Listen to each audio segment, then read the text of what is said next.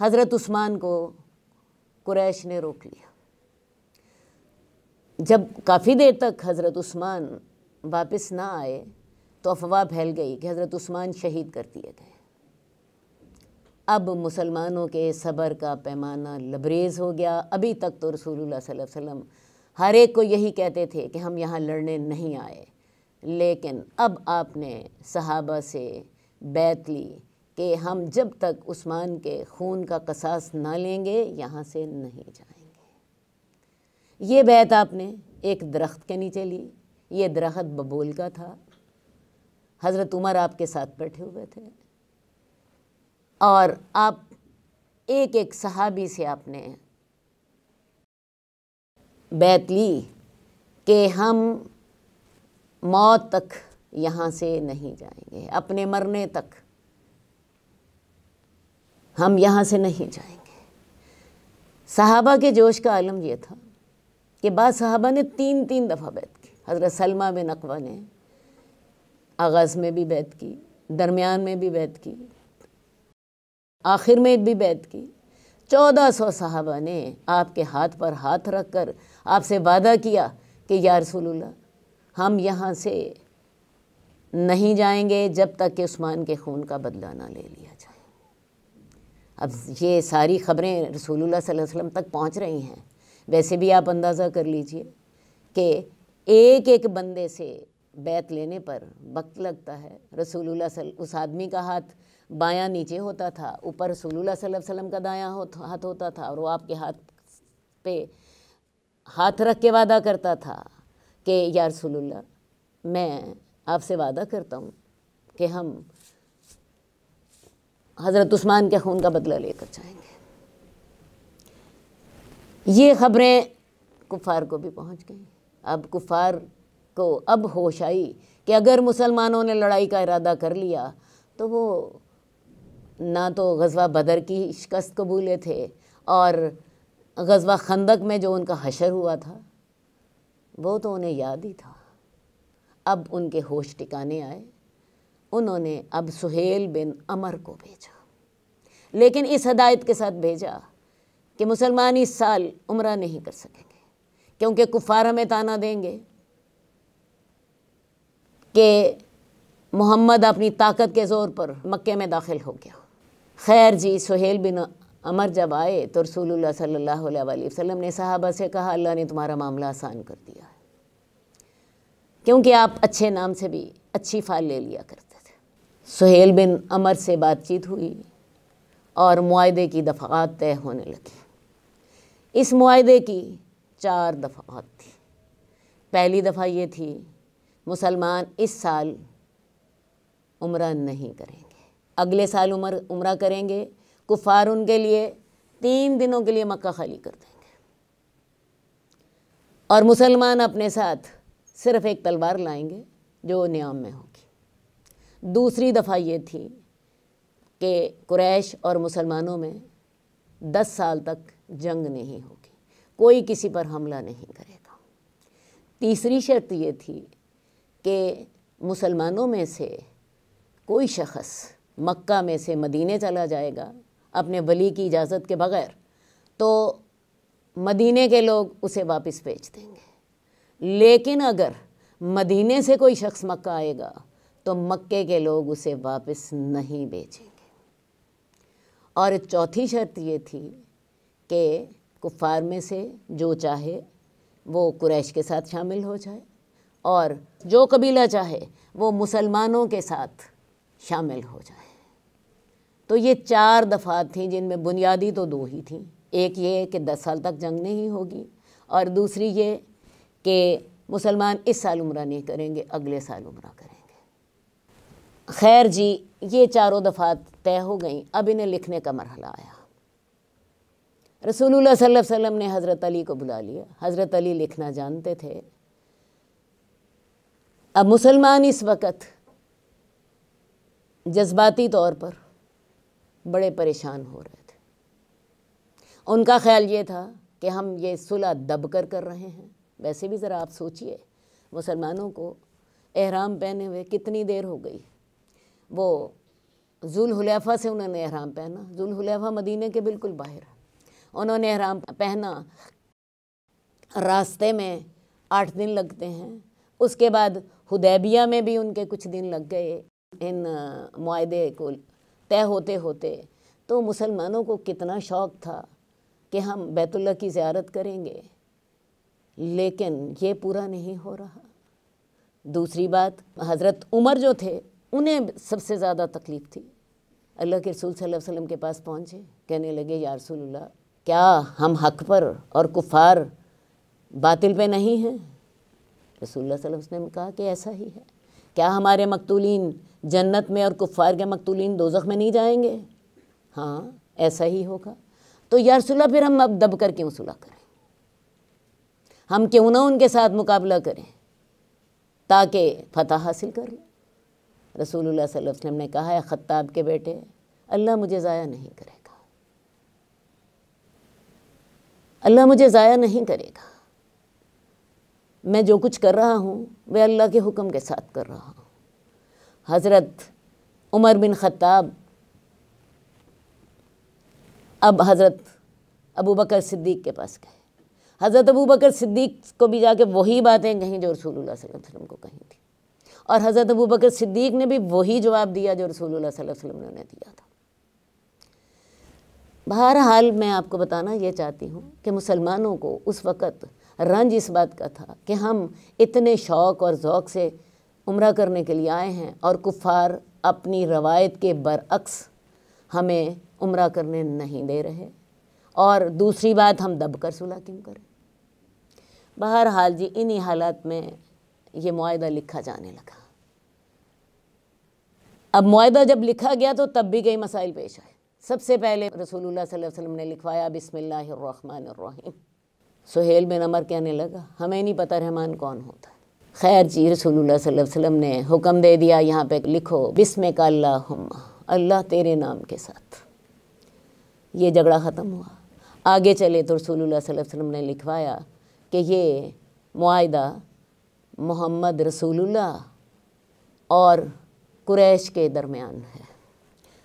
سہیل بن عمر یہاں سے پھر اس نے جھگڑا کھڑا کر دیا کہ اگر ہم آپ کو رسول اللہ سمجھتے ہوتے تو ہمارا اور آپ کا جھگڑا ہی کیا تھا؟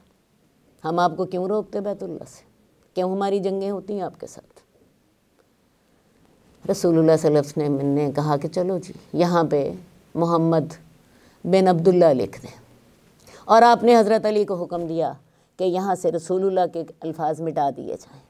حضرت علی جو وہ بھی جوش میں تھے، کہنے لگے یا رسول اللہ میں تو نہیں مٹاؤں گا. رسول اللہ صلی اللہ علیہ وسلم نے انہیں کہا اچھا پھر ایسا کرو مجھے بتا دو یہ لفظ کہاں ہیں. حضرت علی نے یہ بتا دیا. رسول اللہ صلی اللہ علیہ وسلم نے اپنے ہاتھ سے رسول اللہ کے الفاظ کو مٹا دیا. آگے جب چلے تو ابھی یہ شرطیں لکھی جا رہی تھیں کہ سہیل بن عمر کا بیٹا ابو جندل، بیڑیاں جس کو پہنائی گئی تھی وہ مسلمانوں کے سامنے آ گیا، اور اس کا مطالبہ یہ تھا کہ مسلمان مجھے اپنے ساتھ لے لیں.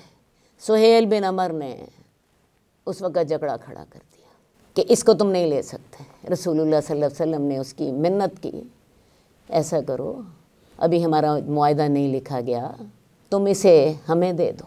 وہ کہنے لگا ایسا نہیں ہو سکتا. رسول اللہ صلی اللہ علیہ وسلم نے فرمایا میری خاطر دے دو. اپنی ذات کی آپ نے سفارش کی اپنی ذاتی طور پر. سہیل نہ مانا، بلکہ یہاں تک کہنے لگا کہ اگر آپ اصرار کریں گے یہ معاہدہ نہیں ہوگا. اس نے اس کو اپنا عزت کا مسئلہ بنا لیا، اپنے بیٹے کو مارا اور اس کا گریبان پکڑ کے اس کو مسلمانوں کی طرف سے جانے سے روکا اور ادھر مشرکین کی طرف سے کیا.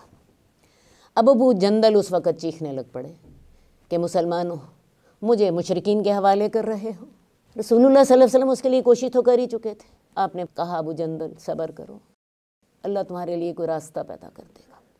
اس وقت مسلمان جو بڑے جذباتی ہو گئے. رسول اللہ صلی اللہ علیہ وآلہ وسلم نے انہیں یہی کہا کہ ابو جندل صبر کرو، اللہ تمہارے لیے کوئی راستہ پیدا کر دے گا. آپ نے معاہدے کے لیے اصرار چھوڑ دیا. اللہ نے کیا تو یہ معاہدہ لکھا گیا. رسول اللہ صلی اللہ علیہ وسلم نے اس کی اصل کاپی خود لے لی اور قریش کو دینے کے لیے دوسری کاپی لکھوائی گئی۔ اب اگلی بات یہ ہے کہ یہ معاہدہ جو ہے یہ کیا مسلمانوں نے واقعی دب کر کیا تھا؟ پہلی بات تو یہی ہے کہ جب مسلمانوں نے یہ سارا معاہدہ کر لیا تو رسول اللہ صلی اللہ علیہ وسلم نے ارادہ کیا کہ اب واپس چلتے ہیں۔ آپ نے صحابہ کو حکم دیا کہ جو قربانیاں لائے ہوئے ہیں ان قربانیوں کو وہ ذبح کریں، اپنے احرام اتاریں اور واپس چلیں۔ ایک صحابی بھی نہیں اٹھا۔ ان کی غم کی حالت یہ تھی کہ کسی شخص نے بھی رسول اللہ صلی اللہ علیہ وسلم کی بات کو آپ یوں سمجھیں ان میں ہمت ہی نہیں تھی اس پر عمل کرنے کی، وہ اتنے غمزدہ تھے۔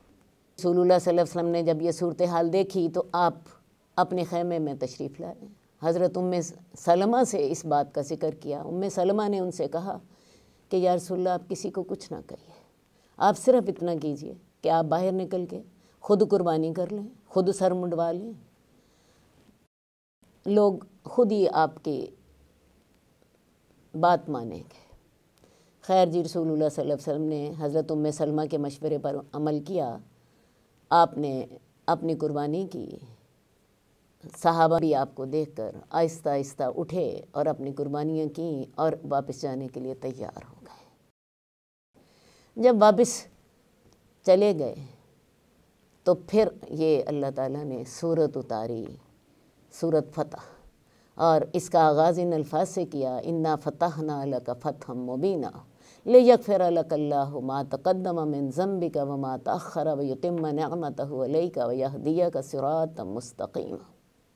اے نبی، ہم نے آپ کو واضح فتح عطا کی ہے تاکہ اللہ تعالیٰ آپ کے اگلے اور پچھلے گناہ معاف کر دے اور آپ کو سیدھے راستے کی ہدایت دے دے۔ تو اللہ تعالیٰ نے اس کو فتح مبین کہا، انا فتحنا لک فتحا مبینا۔ اور اسی موقع پر اللہ تعالیٰ نے آپ کو یہ خوشخبری بھی سنائی کہ اللہ تعالیٰ نے آپ کے اگلے اور پچھلے سارے گناہ معاف کر دیے۔ جو آپ بعد میں کریں گے وہ بھی اللہ نے معاف کر دیے، جو آپ نے گزشتہ کیے وہ بھی اللہ نے معاف کر دیے۔ تو جب مسلمان چلے واپسی کے سفر پر تو یہ آیات نازل ہوئیں، تو ان آیات میں اس کو فتح مبین قرار دیا گیا۔ اب یہ فتح مبین کیسے تھی؟ ظاہرہ طور پر تو حضرت عمر کو بھی، جو بڑے عقل مند انسان تھے، بڑا دکھ لگا تھا۔ صحابہ کے دکھ کا میں نے آپ کو ذکر کیا کہ رسول اللہ صلی اللہ علیہ وسلم نے انہیں حکم دیا کہ تم اٹھو اور اپنی قربانیاں ذبح کرو، ایک بندہ نہیں اٹھا۔ ان کے غم کی کیفیت یہ تھی۔ تو میں آپ کو بتانے کی کوشش کرتی ہوں کہ یہ واضح فتح کیسے تھی جس کو اللہ تعالیٰ نے واضح فتح قرار دیا تھا۔ سب سے پہلی بات یہ ہے کہ ابھی تک قریش مسلمانوں کو ایک باغی گروہ سمجھتے تھے، وہ ان کی حقیقت کو تسلیم کرنے کو تیار نہیں تھے۔ انہوں نے اب مسلمانوں کو پہلی دفعہ برابر کے لیول پر سمجھا اور ان سے بحیثیت ایک جماعت کے صلح کی۔ یہ تھا پہلا نتیجہ۔ نمبر 2، قریش ابھی تک شرک کے علمبردار تھے۔ وہ اپنے آپ کو بیت اللہ کا متولی سمجھتے تھے اور بیت اللہ میں انہوں نے 360 بت رکھے ہوئے تھے جو ابھی تک موجود تھے۔ تو انہوں نے پہلی دفعہ یہ چیز تسلیم کی کہ اب ہم اپنی اس حیثیت سے دستبردار ہو گئے ہیں۔ اب عرب کے لوگ شرک کرتے ہیں یا رسول اللہ صلی اللہ علیہ وسلم کے مشن توحید پر چلتے ہیں، وہ صرف اپنی جان بچانے کے لیے تیار ہو گئے۔ اور تیسری بات، مسلمانوں کے سب سے بڑے دشمن تو قریش تھے۔ جب سے اللہ تعالیٰ نے آپ کو نبوت عطا کی تھی، پہلے دن سے لے کے آج کے دن تک ان کے ساتھ لڑائی لڑائی لڑائی ہی چل رہی تھی۔ اب یہ پہلا موقع آیا تھا کہ مسلمانوں کو ان کی طرف سے امن ملنے لگا تھا، اور اس امن کا فائدہ کیا ہوا؟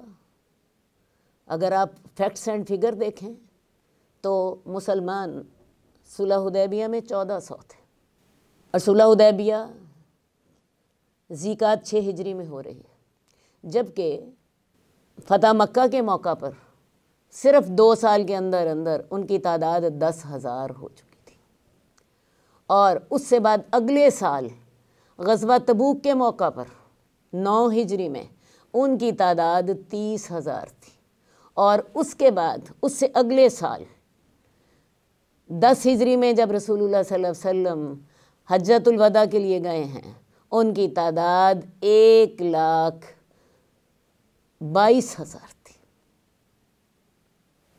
اندازہ کر لیجئے کہ 6 ہجری میں 1400 مسلمان عمرہ کے لیے آئے ہیں، 2 سال بعد ان کی تعداد 10,000 ہے جب وہ مکہ فتح کرنے کے لیے آئے ہیں، اگلے سال غزوہ تبوک کے موقع پہ ان کی تعداد 10,000 سے 3 گنا 30,000 ہو چکی تھی، اور اس سے اگلے سال آپ نے حجۃ الوداع کے موقع پہ تمام مسلمانوں کو حج میں شامل ہونے کی دعوت دی تھی، تو اس وقت مسلمانوں کی تعداد 1,22,000 اور بعض روایات کے مطابق 1,40,000 تھی۔ تو یہ فائدہ تھا صلح حدیبیہ کا۔ مسلمانوں نے کافروں کو ایک جذباتی رائے دی تھی کہ مسلمان اس سال عمرہ نہیں کریں گے، اگلے سال عمرہ کر لیں گے، اور دوسری ایک جذباتی رائے یہ دی تھی کہ جو مکے سے مدینہ جائے گا تو مدینہ والے تو اسے واپس بھیج دیں گے، لیکن اگر کوئی شخص مدینے سے مکہ آئے گا تو مکہ والے اسے واپس نہیں بھیجیں گے۔ یہ 2 جذباتی رائتیں دی تھیں، لیکن اس کے اپوزٹ آپ نے ان سے فائدہ کیا حاصل کیا تھا؟ اپنے دشمن سے امن کا۔ غزوہ خندق میں بھی آپ کو یاد ہوگا 3 ہی پارٹیز تھیں، ایک قریش سب سے بڑی پارٹی، ابو سفیان اس کا لیڈر تھا، اور دوسرے نمبر پر یہود، اور تیسرے نمبر پر بنو غطفان۔ تو آپ نے یہ رائتیں دیکھ کر کفار سے یہ منوا لیا کہ اب 10 سال تک جنگ نہیں ہوگی، اپنے لیے امن آپ نے یہ 2 رائتیں دے کر امن خریدا، اور میں سوچتی ہوں آپ نے بہت ہی سستا سودا کیا۔ اب 2 باتیں پھر مسلمانوں کو پریشان کر رہی تھیں۔ پہلی بات یہ کہ یا رسول اللہ آپ نے تو کہا تھا کہ ہم عمرہ کریں گے، تو اس کا جواب آپ نے یہ دیا کہ میں نے کب کہا تھا کہ اس سال کریں گے، اور واقعی رسول اللہ صلی اللہ علیہ وسلم نے یہ نہیں کہا تھا۔ تو اگلے سال پھر آپ نے عمرہ کیا۔ اور دوسری بات، کیا یہ دب کے صلح کی گئی تھی یا فتح مبین تھی؟ تو اس کا جواب قرآن مجید میں نے دے دیا کہ یہ فتح مبین تھی، اور میں نے آپ کو فیکٹس اینڈ فگر کی روح سے بتایا ہے کہ مسلمانوں نے یہ 2 رائتیں دے کر کہ وہ اس سال عمرہ نہیں کریں گے، اور دوسری بات مکے سے کوئی اگر مسلمان وہاں جائے گا تو مدینے والے اسے واپس بھیج دیں گے، اور مدینے سے کوئی آئے گا مکے تو اسے مکے والے واپس نہیں بھیجیں گے۔ یہ آپ 2 رائتیں دے کر آپ نے اس کے اپوزٹ اپنے لیے امن حاصل کر لیا تھا، اور اس کا نتیجہ بھی میں نے آپ کو بتا دیا۔ تو لہٰذا یہ واقعی ایک فتح تھی جو اللہ تعالیٰ نے مسلمانوں کے مقدر میں کر دی تھی اپنے نتائج کے اعتبار سے۔ اچھا جی، اب 1-2 باتیں اور کر لیں کہ یہ جو شرط تھی کہ مکے سے جو مسلمان مدینہ جائیں گے، مدینے والے اسے لوگ واپس نہیں بھیجیں گے، یہ بھی مسلمانوں کے لیے رحمت بن گئی۔ سب سے پہلے اس سلسلے میں مکے سے ایک شخص ابو بصیر بھاگ کر مدینہ آئے۔ کفار نے اپنے 2 آدمی بھیجے اس کو واپس لانے کے لیے، رسول اللہ صلی اللہ علیہ وسلم نے معاہدے کے مطابق اس کو واپس کر دیا۔ ابو بصیر ان کے ساتھ تو چلے گئے، لیکن راستے میں ابو بصیر نے ایک شخص کو قتل کر دیا، اور دوسرا قتل سے بچنے کے لیے خوفزدہ حالت میں مسجد نبوی جا پہنچا۔ ابو بصیر کہنے لگے یا رسول اللہ آپ نے اپنی بات پوری کر دی، آپ نے تو مجھے واپس لوٹا دیا۔ اب ابو بصیر ساحل سمندر پر انہوں نے ایک جگہ پہ اپنا ڈیرہ جما لیا۔ ابو جندل جو کہ صلح حدیبیہ کے موقع پر بھی انہوں نے مسلمانوں کے ساتھ جانا چاہا تھا، وہ بھی وہاں سے بھاگ کر آئے اور ابو بصیر کے اڈے پر ان کے ساتھ پہنچ گئے، اور بھی جو لوگ مکے سے بھاگ کر آتے وہ ابو بصیر کے اس اڈے پر ان کے ساتھ مل جاتے۔ یہ لوگ قافلوں کو لوٹ لیتے اور لوگوں کو نقصان پہنچاتے۔ ان کی سرگرمیاں اس حد تک بڑھ گئیں کہ کفار مکہ کو رسول اللہ صلی اللہ علیہ وسلم سے باقاعدہ درخواست کرنی پڑی کہ یا رسول اللہ آپ ایسا کیجئے کہ جو مکے سے مسلمان مدینے جائے گا آپ اسے اپنی تحویل میں لے لیجئے، کم از کم وہ ہمارے لوگوں کو لوٹا نہ کرے۔ تو یہ جو شرط تھی یہ مسلمانوں کے حق میں ہی گئی۔ اب اگلی بات یہ ہے کہ جب یہ شرطیں لکھ لی گئیں تو مسلمان مہاجرات یہ مدینہ آئیں۔ کفار نے ان کو لانے کے لیے بھی اپنے بندے بھیجے، اور میں آپ کو بتاؤں سب سے پہلے آنے والی خاتون کون تھیں؟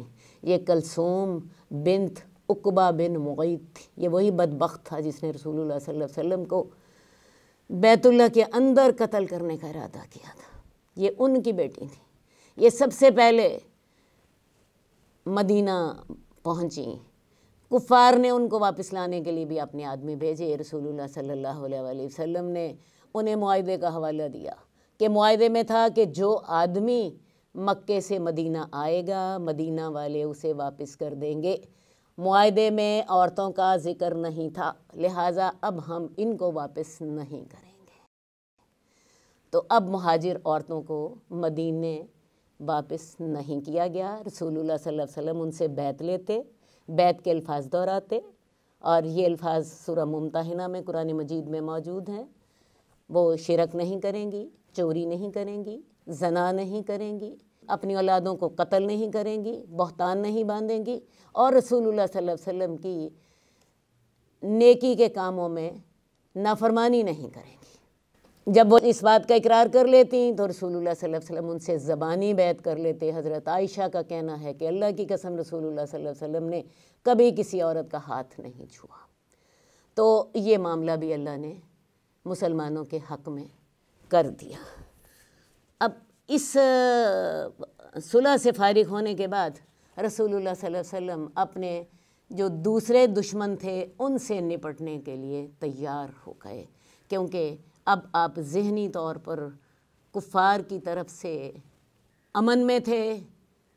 انشاءاللہ تعالیٰ اگلی دفعہ ہم دیکھیں گے کہ صلح حدیبیہ کا عملاً مسلمانوں نے کیا فائدہ اٹھایا۔ اللہم صلی علی محمد وعلی آل محمد کما صلیت علی ابراہیم وعلی آل ابراہیم انک حمید مجید۔ اللہم بارک علی محمد وعلی آل محمد کما بارکت علی ابراہیم وعلی آل ابراہیم انک حمید مجید۔